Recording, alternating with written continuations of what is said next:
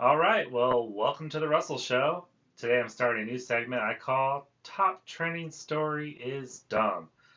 So, according to Apple News, the top trending story of the day is if you use any of these 9 phrases, you have better etiquette skills than most. This, according to a public speaking expert.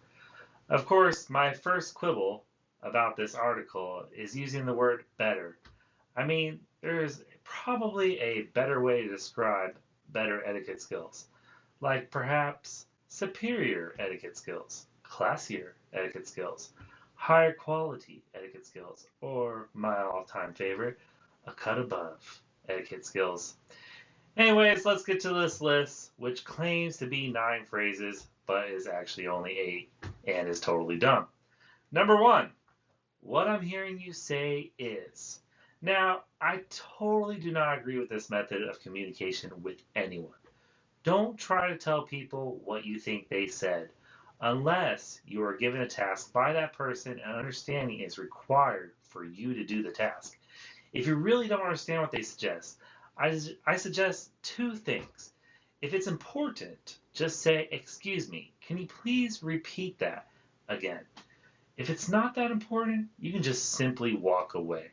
You don't need to understand what everyone is talking about, especially when their words are a bunch of gibberish and make no sense.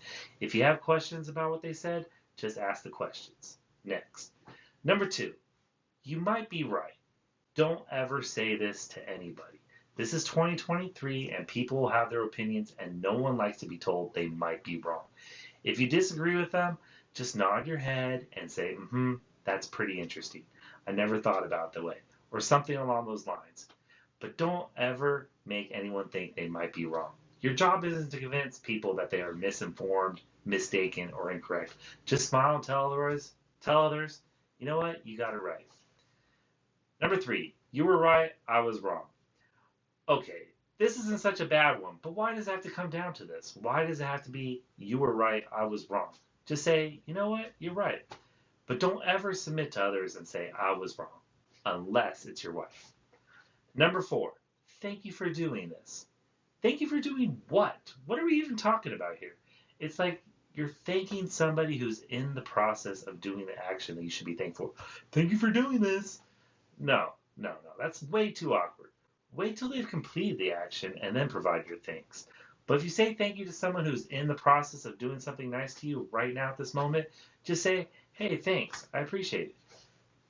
Number 5, I'll leave you to it. I don't know what to say about this one. You can just always walk away and not bat an eye. Just leave the room. You don't have to say anything. Number 6, can you help me with something? A better approach would be, would you be able to help me with? Or would you be so kind to? Or if you think they might not have time to help you, just say, hey, would you have a moment to help me with this? But don't ever ask someone if they will help you. You're always given an opportunity to say no.